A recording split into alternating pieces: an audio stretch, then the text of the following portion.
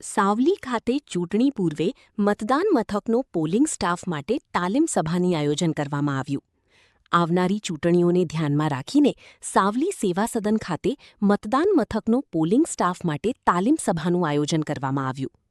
ચૂંટણી પ્રક્રિયા પારદર્શક અને સુચારુ રીતે પાર પાડવા માટે આ સભાનું આયોજન કરવામાં આવ્યું. આ સભામાં ઈવીએમ દ્વારા મતદાન કેવી રીતે કરાવવું, મતદારોને માર્ગદર્શન કેવી રીતે આપવું, મતદાન દરમિયાન થતી તકનીકી બાબતો અંગે વિગતવાર માર્ગદર્શન આપવામાં આવ્યું. સાથે જ બેલેટ પેપર સંબંધિત તમામ પ્રક્રિયાની પણ અધિકારીઓને માહિતી આપવામાં આવી હતી.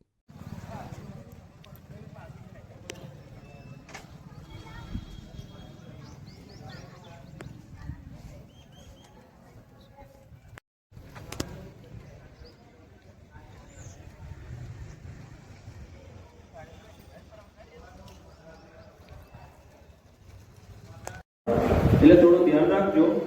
અને સચિનભાઈ શરૂ કરીએ ને? ઓકે.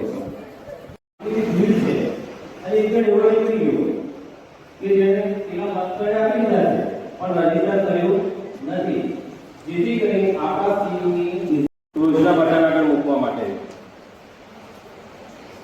અને આ છે સરના માટે, સીલિંગ માટે આટલી વસ્તુ વપરાય છે.